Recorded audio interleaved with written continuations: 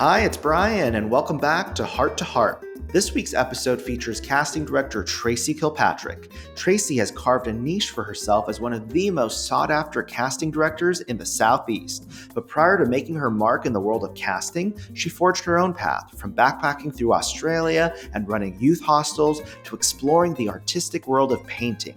And it is her vibrant life experiences, coupled with her knack for drawing out the innate charisma in people, that has uniquely positioned her to become an impactful casting director. Before you listen, you've got to grab our Backstage Pass. It is packed with Tracy's top tips, insider advice, and additional resources that will give you a competitive edge. You can grab the Backstage Pass by going to podcastbackstagepass.com. You're one of the top casting directors in the Southeast, and we know you were born in Chapel Hill, where you are now, but we kind of just wanted to hear about how your journey got started in this crazy business.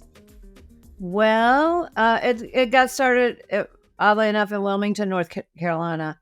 I had been living in Los Angeles and had decided that I wanted to come home and paint. That was after living in Australia for a while, and I've had a few iterations of life. Oh, hold on, Tracy. You said you had been living in Los Angeles. Then you mentioned Australia. And by the way, Australia, you worked at youth hostels, bro. You ran a youth hostel, right? I ran 2 youth hostels in Australia. Now, I wanted to tell you that in my experience in life, I have never felt that sense of camaraderie, where all these people are coming and going from all walks of life in a hostel, and because of the environment, everybody gets so friendly so fast. Would you say that's true? Oh, it was the most amazing experience. I just can't even tell you, because when I started out, I was backpacking by myself, and then a friend went with me, and he and I didn't actually see eye to eye on things. So I was a little bit resistant to the whole hostel thing. And then once I fell into this one particular hostel in Sydney in King's Cross, which had formerly been a brothel, that's another great story. But we just came together, and there were 3 of us, and we ran the hostel, and it was really run down. It was pretty bleak, and we started booking it out, and we had to get extra mattresses because people were coming and staying so long. And we just had a blast, and people literally came from all over the world, all ages. I was older than everybody else there, pretty much. Like, we had this guy from New Guinea who was in his 40s, and he was so shy, and everybody just, he expected it to be really awkward, and everybody embraced him and invited him to have dinner with them, and he cried when he left. And I mean, things like that you just never forget. It just was amazing. And I think it was a really good lesson for me before I knew where my journey was actually going to go, because I was exposed to so many different people and so many different kinds of people. And it was, it was real. There was nothing false about it. And everybody was open to new experiences and doing different things. And we were all dragging each other all over the place to do different things. And I just think that always makes everybody a better human being. Tracy, in that environment, nobody's judging anybody for what they do. They don't even know what they do for a living. I was going to ask you, since then, and then I want to come back to Los Angeles. Since then, have you experienced anything that had the ilk of that feeling, or no? Oh, yeah. I mean, in a different way, absolutely in a different way, because I've stayed friends with a lot of those people from that we met in that first hostel. And then I went from that one to one up on Magnetic Island.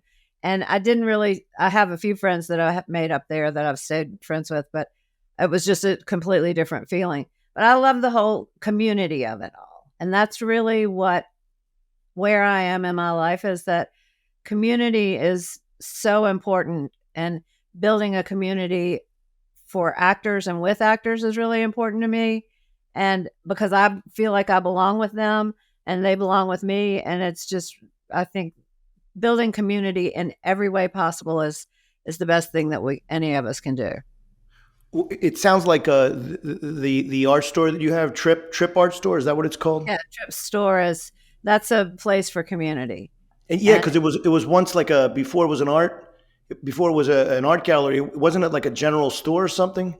Well, it was a old gas station when I was Wow. when I was a little girl. And Wow. it was my grandfather, didn't really let me go in there because it was all these old men sitting around a wood stove smoking, and it was really dark and smoky and all that. And so to go in there was really exciting, but I could only stay for a couple of minutes. And then when I saw it was available, I just thought, well, this would be fun. And then I decided to take it back to its original name of Trip Store. And it brings people want to know why it's called Trip Store.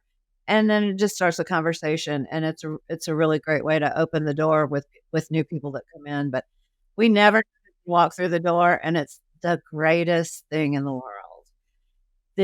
This week we had this beautiful man, Tim, who was 77, who is a photographer, and it was his destination for the day. And he was so charming and so talented, and we just fell in love with him, and it was just a wonderful experience. So that's what all of this is all about. It's storytelling. Everything's about storytelling. Everything in a life is a story. And like I say, at the end of the day, meaning when it's over, you hope yours is interesting. And that's what I'm working for, is that I have an interesting story. So when you say there's some parallels between the hostel and Trip Gallery as far as like the sense of community. Right. Absolutely.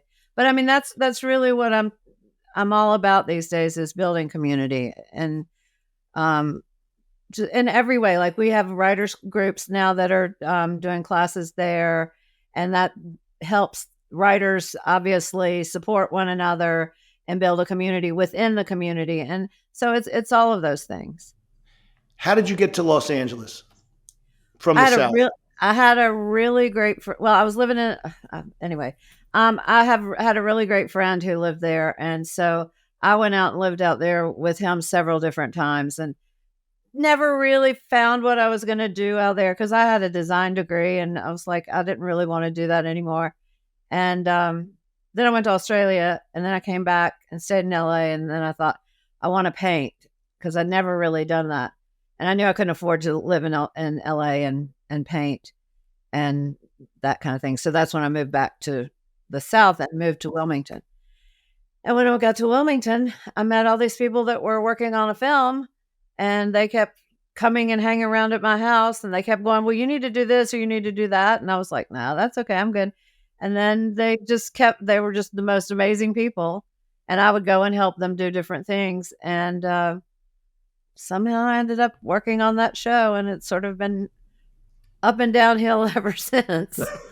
Well, this is interesting, Tracy, because this is the third story within 48 hours that I've heard, where I was looking at your story before we met today, and where because you were in an environment of having like roommates who were doing things like in casting, and someone else said their roommate was in the production business and she was like in finance, and that's how she went into TV production. It sounds like one of your influences was your roommate, and then you somehow got into casting that way.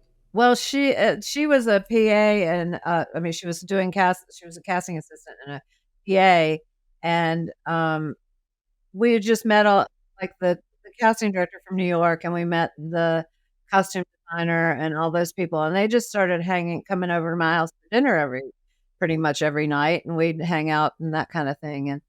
And they just kept saying, you really need to be in this business. And they were trying to determine which department I should be in, whether I should be in set deck or props or costumes. And then it turned out that casting actually needed someone, because my friend had moved from the casting department into being a PA, which is the track that she wanted to be on. So I just said, okay, sure, I'll help, because the location casting person is the most incredible human being in the world.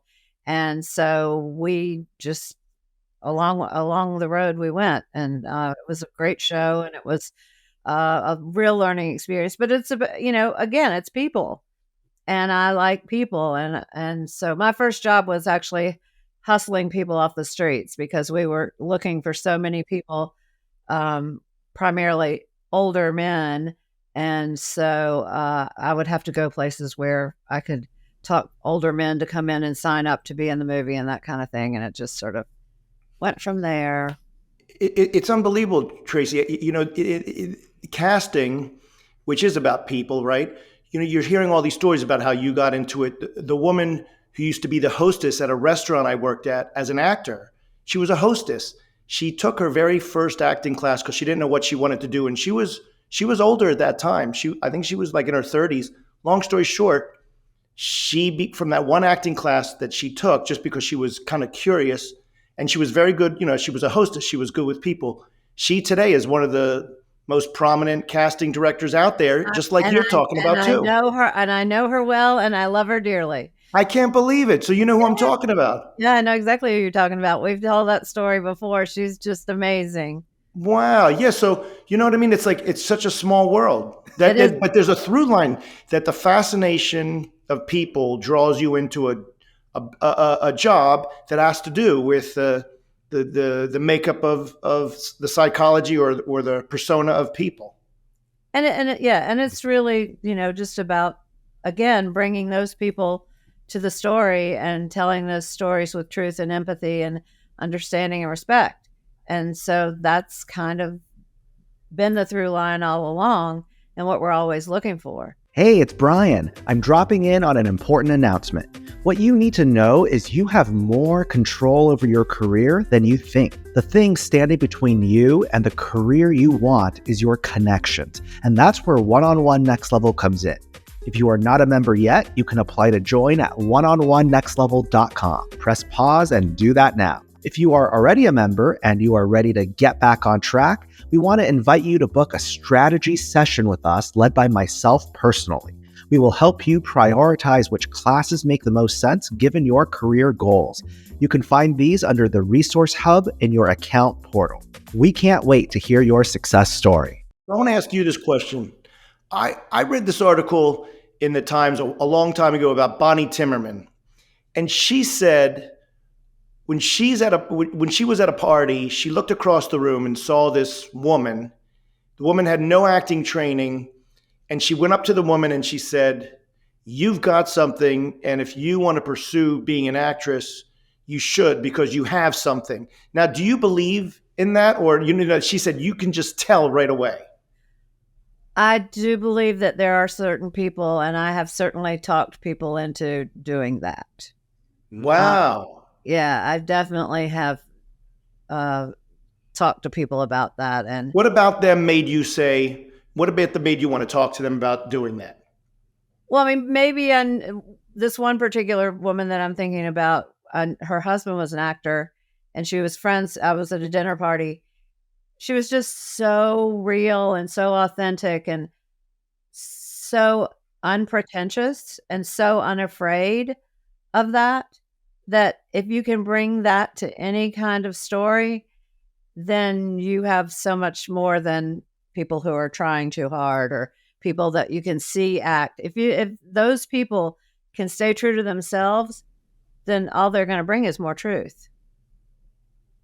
It's interesting that you just said that. You hear that all the time, right? In acting classes, be true to yourself. But what you're saying is when someone's being true to themselves, you can spot them like a mile away and it really sticks out.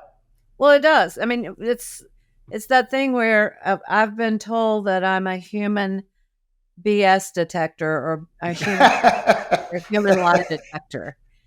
And it's true. And I think it's always been that way a little bit, but especially after all these years of seeing actors and watching actors and living around actors and that kind of thing, that you can tell when somebody's faking it.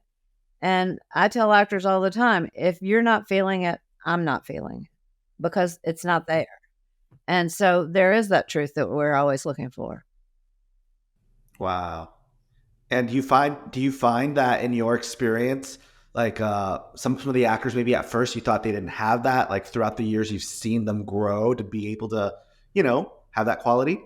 Well, it's not even a quality. They have to find it and they have to be willing to share that, and they have to be willing to take down the walls to be vulnerable and that's the thing that I think takes people a long time to understand, that it's not about it's about all together, and it's all about, it's got to come from inside. And that kind of thing. And so I think a lot of times people do get a lot better because they're willing to take down those walls and stop protecting themselves.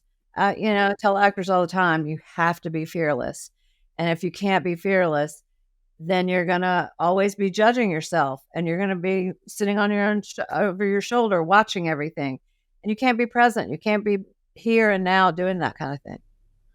So Tracy, because you're such a energy people person, and obviously this whole thing started by us talking about how we hate the technology part of the world.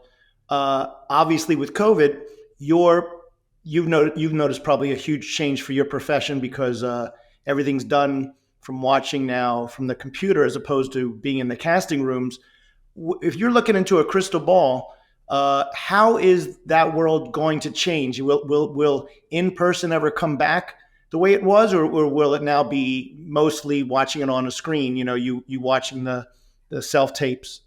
Well, I think that all of us in some ways would really love to be back in the room. And I don't think that we're anywhere close to that right now because the COVID restrictions and that kind of thing. And at the same time, I started putting people on tape probably about 10 years ago, simply because in the Southeast, there's so much travel involved and so much expense involved in traveling, 4 hours one way and 4 hours back. And it's wear and tear on a vehicle, and it's gas money, and it's wear and tear on the environment. And so it just made more sense to, especially for first auditions, to do them via tape. And you can give people notes if you need to. You can always do the same thing. The difference is that you're not actually there talking to them. But I'm really getting really good at this Zoom thing, and I love it because it puts me in places with people from all over the world that I wouldn't otherwise have the opportunity. Again, it's like sitting at Trip's store. When the door opens, I don't know who's going to be there. When I get on Zoom, I don't know who I'm going to be spending time with. And you can really get to know people. So I think it's an incredible technology that we have. And I really enjoy it now. Now, I hope that we get back in the room, especially at least for callbacks. But I still think that's going to be a while before we can do it. So what when you see an actor, through a self tape or whatever, are there any words of wisdom as far as that things about what you're looking at that you like versus, like let's just say I don't like the background of a black color or a dark color. I used to really be very specific about that, but I've learned that if I'm not so restrictive, that people make choices, and hopefully they make good choices. And I want to know what kind of choices people are going to make, because that helps me understand who they are, what they're about, which is one of the reasons I'm as general as I am. Obviously we want decent sound and we want to be able to see them and that kind of thing. But other than that, I really don't give a whole lot of instructions other than that kind of thing, because I think it's an actor's choice, and it's not for me to tell them how to do things. Yeah. That's, it's so interesting that you mentioned the Southeast is so vast because wouldn't you say like in the last like 5 to 10 years, Atlanta and specifically has just like blown up. But it seems like are one of the few that you cover the entire area. Because I know you've done projects in like Louisiana, North Carolina, and Atlanta. Like, how did you basically how are you able to expand your net so much? Well, I've been doing it for a long time, and I have been doing it for a long time, and I know a lot of actors, and a lot of actors have been on this same ride for the entire time that I've been here. And I love it. And then, every now and then I find out that one of them has died or something, and it's devastating because they were there for the first movie I ever did, or the second movie, or something like that. But it's just resources, and I've traveled around and done searches all over, but I've done shows in Connecticut. I've done shows in Oklahoma and Utah, Texas, and South America, and all over. So, it's just a matter of finding the truth for whatever that story is and trying to be authentic to it, wherever it is. It seems to me, Tracy, what you're saying is or the kind of person you are, is a lot of jobs came to you. You didn't go after the job. Is that true? Yes, pretty much. Pretty much. I've been very fortunate where that's concerned. And I mean, I've been so lucky to be involved in so many amazing stories. But also, I get dropped into a new world, into a new subculture, into a new culture. And I love back in the day, we literally went on location and stayed on location for a long time. And it was like I got to be in somebody else's world and learn about horse racing or, some lawnmower racing or whatever it was, whatever the story is about. And that's our job as casting directors, is to find the voice and the reality of those people in those places and then bring that to life. And how would you say in the besides the COVID, thing, which we, changed a lot of the casting process, but even before that, with kind of the explosion of, all these productions moving to the Southeast, how did it change your process from when you first started? It's just that we don't necessarily go on the ground like we did, and we certainly don't have the prep that we used to have. Back in the day, I can remember when we had months of prep, and now if we have a month of prep, that's pretty luxurious. So it's a completely different pace. But you adjust and you just take it and do whatever you're asked to do and try to make it happen and do it the best way you can. And is there any kind of like difference in your process when you're working on some of the huge features you've done versus like TV series, or you kind of approach it all the same way? It's just story it's according to time frame, and it's according to what producers and directors want and that kind of thing, and also I love meeting new people. I love seeing people that I've never seen before. I love thinking outside the box. I love seeing people that are not necessarily specified, just to see what they're going to do and see if it changes the story or brings more to the story. And so it's kind of, I love writing, and this is another way of writing, though, is to do it with actors. Wow, I don't think you've ever heard that before. We've heard like people saying equate it to like going to an ice cream shop and choosing the different flavors, but I really love that. No. It's the voices that you hear, and it's like writing the story through the people, and it's just wonderful. Wow. So when you talk about it's like writing, I understand you paint too, right? I do. And those are stories too. All right, so I want to get into that, but I want to hear. But the thing I want to ask you about painting is the one thing I learned from someone I dated a long time ago that was a painter. She said, and I want to see if you agree with this. She said, a little red goes a long way. Is that true? Not for me. Okay. Not for me at all. More is more. I love more is more. And the more color you bring, the happier it makes me. I keep thinking that I need to get involved in some brain research just so that they can see my brain firing when I'm exposed to color. I love it so much. Nobody does special programs like One-on-One Next Level. It's where we really help actors shine. I'm Emilio. I signed with my Southeast agent right after the Atlanta trip, and now I'm auditioning several times every month. And I almost didn't do the Atlanta trip because I thought it was just another cash grab.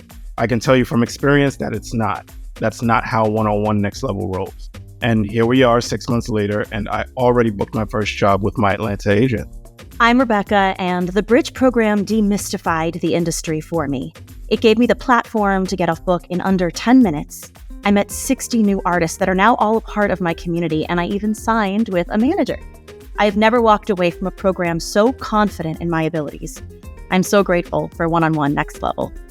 My name is Capenna, and I can finally call myself a working actor after participating in the LA Super Showcase. I had just moved to LA and I felt stuck. I came across the LA Super Showcase, and let me tell you, it was a life-changing experience. I signed with an agent, and since then, I've been auditioning for series regulars and booked my first TV job. I finally feel like I made it to the next level, thanks to One-on-One Next Level. In the next 12 months, One-on-One Next Level will host 27 special programs bringing you unmatched exclusive access to industry connections. Special programs aren't just a one-and-done class. Instead, they're designed to accomplish in a weekend what it takes most actors months, even years to do. So whether you want to get repped in a smaller market like Atlanta, bypass casting directors and connect directly with TV showrunners and decision makers, or spend a weekend meeting a bunch of musical theater industry professionals in New York City, you have to become a member to be eligible to sign up for our special programs. To apply, go to www.oneononenextlevel.com. We can't wait to hear your success story.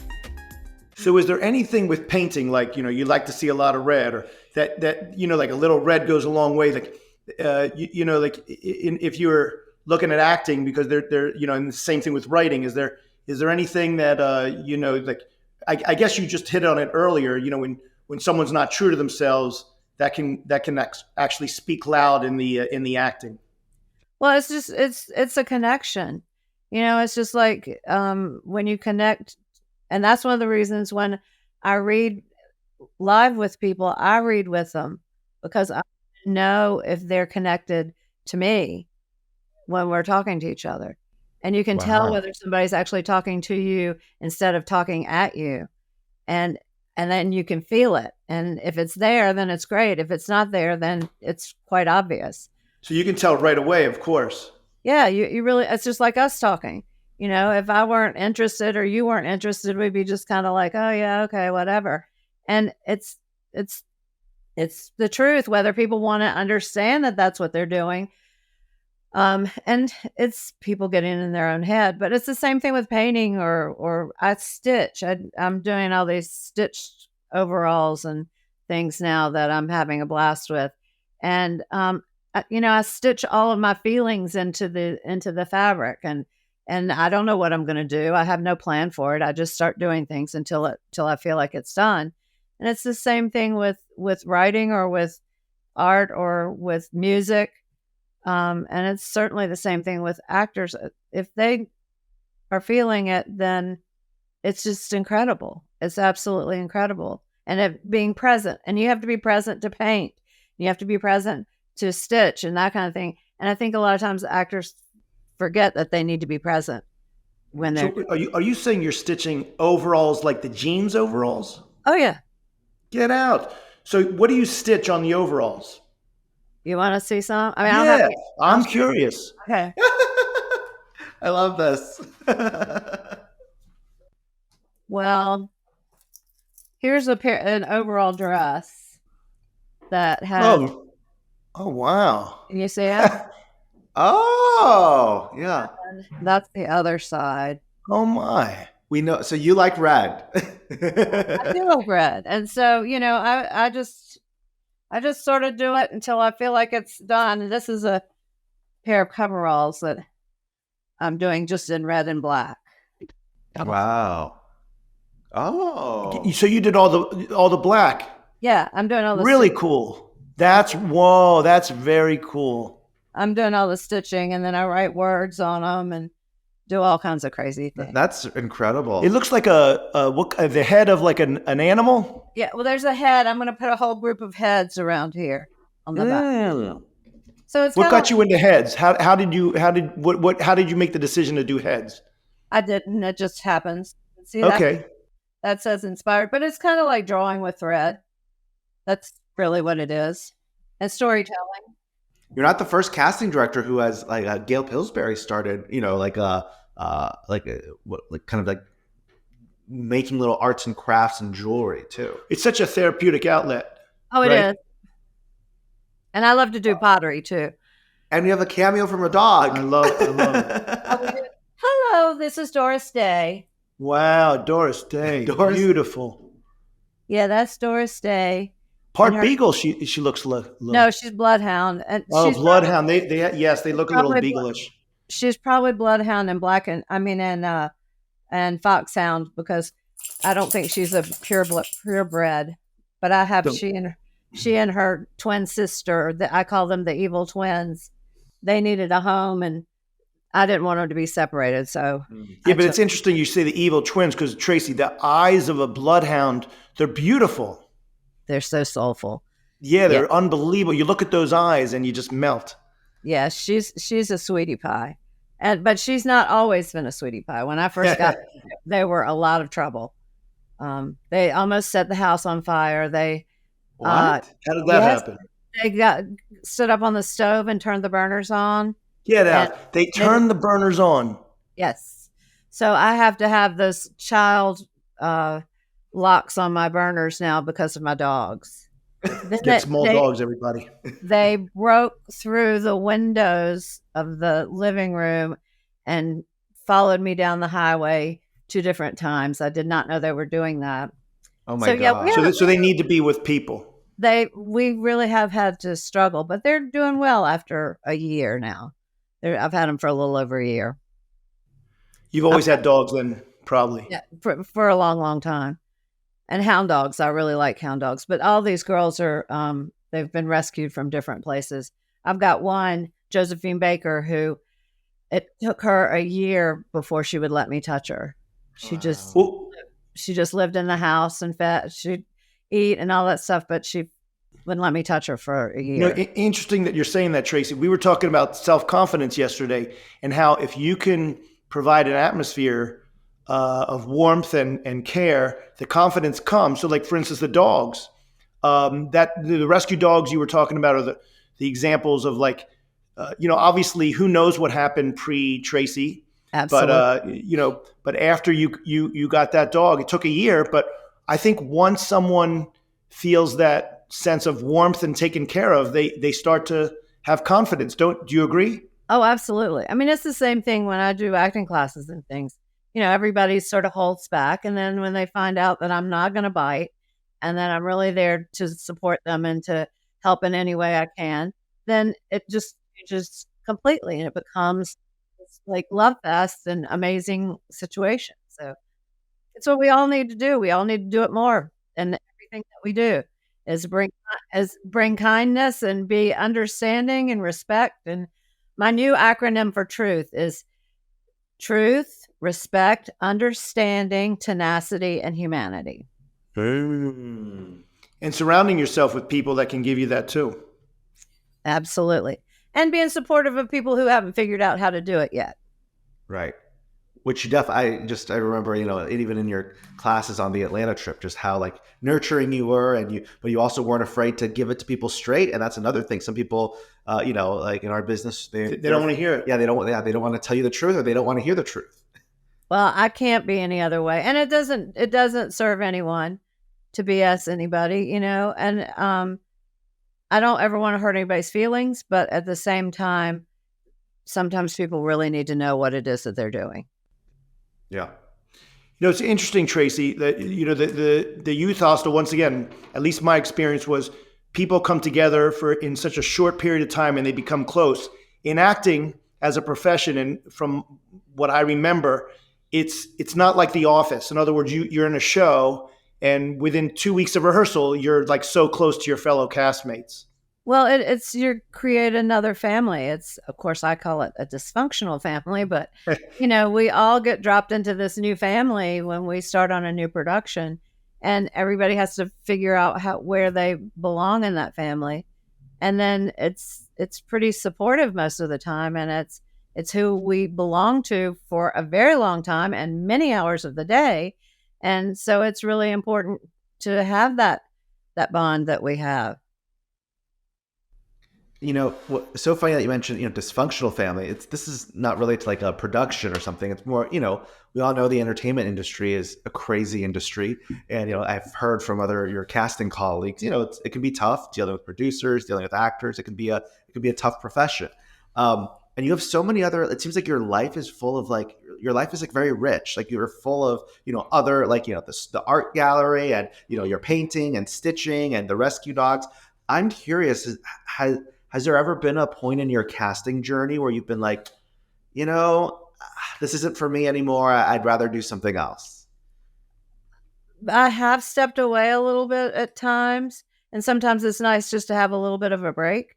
But no, I don't think I ever want to not do it, because there's just so many incredible people, and whether it be the writers, directors, all the people that you get to meet, and it's just It's so three-dimensional and it's so alive, and it's just part of what I live for is these things that we do and who we are and the stories that we tell. And I love to read. I read constantly and, all kinds of books. And I'm always thinking, oh, this would make a great movie, or this would not make a great movie, or those kinds of things. But I just like doing things. I like to, and that's the whole acting of it all. The actualization of life is you have to participate. And I'm a big participant, I hope. When you read, do you tend to gravitate towards fiction, nonfiction? I don't gravitate. I mean, I usually have about 5 books going at a time. So it's just kind of and I keep one in the car in case, if there's wasted time, then I can always read for a while or something like that. But it just really depends. I go down rabbit holes a lot and get, fixated on what music I'm going to listen to or what books I'm going to read, or I'll read a biography of somebody whose music that I've been listening to, or one of the names of the dogs, or, I've had to read about Josephine Baker because I have Josephine Baker living in my house, and that kind of thing. So who knows what I'm going to read next. Well, as I said, earlier, this, podcast is kind of our 30th anniversary podcast. So, we have this theme of sometimes in life you have to, you have to take risks that, at first everyone might tell you you're crazy, and it pays off because, here at One-on-One Next Level, it's like it hasn't always been easy. And I think we've certainly had to take a lot of risks and, still do to hang in there and keep going. So I always ask every guest this, but can you share maybe one story or 2 stories of a time in your life where you did have to take a risk and it felt like it was against all the odds? Everyone was telling you you're crazy. This is not a good idea. Well, that actually happens to me pretty often.